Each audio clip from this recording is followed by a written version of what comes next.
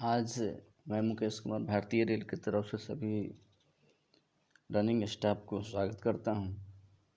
Conventional लोगों में अक्सर ये देखने को मिलता है कि पैंटोग्राफ रेज नहीं हो रहा है, अर्थात पैंटोग्राफ नहीं उठने पर चालक का क्या ड्यूटी है उसके बारे में आज हम लोग चर्चा करते हैं। तो सबसे पहले हम ये सुनिश्चित करेंगे कि आरएस का प्रेशर कितना है, ये हम देखेंगे। 6.5 kg से ऊपर होना चाहिए आरएस या पीआर।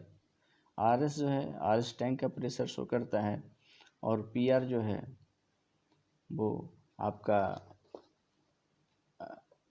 पीआर आरएस टैंक का प्रेशर शो करता है और एआर जो है एमआर3 का प्रेशर शो करता है। तो ये हम प्रेशर सुनिश्चित करेंगे 6.5 kg से ऊपर रहना चाहिए। उसके बाद प्रेशर यदि नहीं है तो हम लोग क्या चेक करेंगे, तो RS reservoir drain cock, SS2 safety bulb, BV box से लीकेज चेक करेंगे, VPT बल्ब से लीकेज नहीं होना चाहिए, उसको टैप करेंगे। RDJ ड्रेन कॉक से लीकेज नहीं होना चाहिए, DJ चैम्बर से लीकेज नहीं होना चाहिए। अगर ये सारे जगह को चेक करने के बाद यदि हमें लीकेज नहीं मिलता है तो हम एक चीज़ इंश्योर करेंगे कि मेरा NRV ख़राब हो गया है, जो बेबी कंप्रेसर से बना हुआ प्रेशर को आरएस टैंक में जाने से नहीं रोक रहा है। तो हम सबसे पहले R1 कॉक को बंद कर देंगे। अब आरएस प्रेशर को बढ़ाएंगे, बेबी कंप्रेसर चालू करके आरएस प्रेशर को बढ़ाएंगे और पैंटो रेज करेंगे। यदि पैंटो रेज हो गया तो BL DJ ऑन कर, BLR DJ प्रेस कर DJ के क्लोज करेंगे।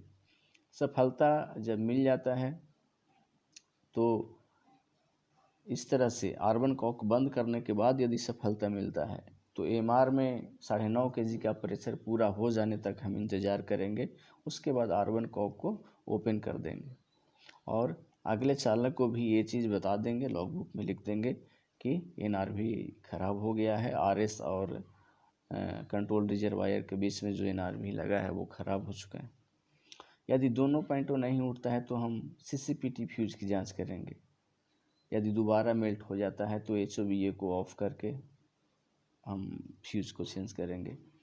एक चीज़ और है, पैंटो इलेक्ट्रिकल का जो सर्किट है उसके ऊपर BPEMS का NCI लगा हुआ है। यदि BPEMS पुश है तो उसका NCI हटा हुआ रहेगा और पैंटो रेज नहीं होगा। तो इस परिस्थिति में अगर पैंटो रेज नहीं होता है तो दोनों कैब में BPEMS का नॉर्मल होना हम सुनिश्चित करेंगे। यदि दबा हुआ है तो उसको हम रीसेट कर लेंगे। VPT बल्ब के टर्मिनल को चेक करेंगे। VPT जो होता है उसमें एक टर्मिनल सप्लाई जाता है, तो उस सप्लाई उसमें जाना चाहिए। जब तक नहीं जाएगा तब तक VPT इनर्जाइज नहीं होगा और इनर्जाइज नहीं होगा तो जो प्रेशर जा रहा है उसको वो एग्जॉस्ट करते रहेगा। इसलिए VPT के टर्मिनल को चेक करेंगे। एक बार VPT बल्ब में लगे पुश बटन को भी हम पुश करेंगे। VPT आइसोलेटिंग कॉक हमेशा ओपन रहना चाहिए। और इतना अगर सब कुछ करने के बाद फिर भी नहीं उठ रहा है तो थ्रोटल बल्ब को, जो 3 स्टेप में सर्वो मोटर में हवा भेजने का कार्य करता है थ्रोटल बल्ब, तो हम थ्रोटल बल्ब को चेक करेंगे, थोड़ा सा टाइपिंग करेंगे। टाइपिंग करने के पश्चात उसमें जो हवा जाने का रास्ता यदा कदा ऐसा होता है कि बंद हो जाता है, मॉइस्चराइज़र वगैरह जाने से उसमें थोड़ा सा उसका मैकेनिकली जो अरेंजमेंट है वो ख़राब हो जाता है। तो उस परिस्थिति में हम उसको थोड़ा टैप करेंगे तो वो हवा को सर्वो मोटर तक जाने देगा।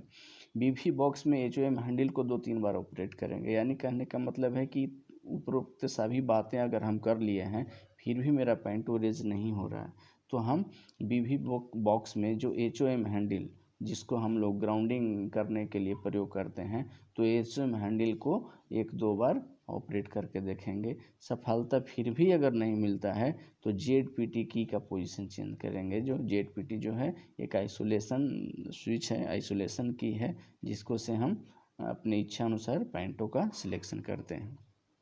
ये तो हो गया पैंटोग्राफ नहीं उठने की कार्यवाही।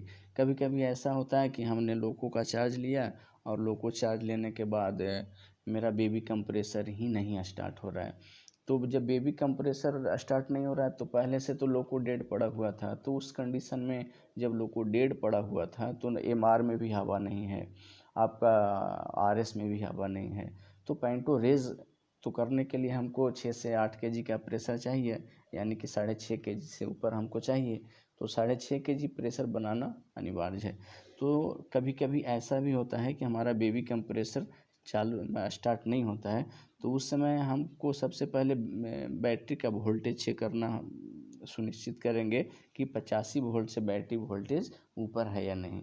यदि 85 वोल्टेज से अगर बैटरी वोल्टेज नीचे है तो हम टीएलसी से बात करेंगे, और लोगों को हम वहीं पे फेल कर सकते हैं बैटरी वोल्टेज अगर नहीं हो तो इस कंडीशन में सबसे पहले बैटरी वोल्टेज को चेक करेंगे, सीसीबीए फ्यूज को चेक करेंगे, यदि वो गला हुआ है तो उसको हम सीसीबीए को रिप्लेस कर देंगे।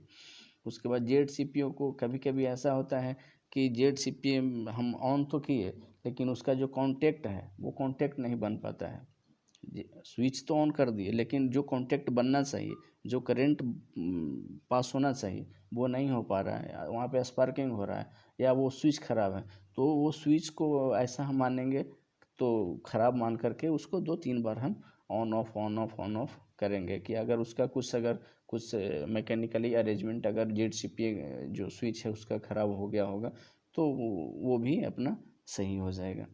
इतना करने के बाद भी अगर बेबी कंप्रेसर नहीं अगर स्टार्ट होता है तो जो बेबी कंप्रेसर का जो मोटर है एमसीपीए, तो एमसीपीए में जो टर्मिनल गया है वो और जेड सीपीए में जो टर्मिनल गया है वो देखेंगे कि लूज तो नहीं है। अगर लूज है तो उसको हम लोग उसको टाइट करने का कोशिश करेंगे, यदि टाइट हो जाता है तो हम लोग उसको टाइट करेंगे। लेकिन टाइट करने से पहले एक चीज़ आप हमेशा ध्यान रखिएगा कि आप बैटरी को ऑफ करके ही किसी भी टर्मिनल को अगर छूना है तो बैटरी को हम लोग ऑफ करेंगे, है ना। सीसीबीए उससे और एक और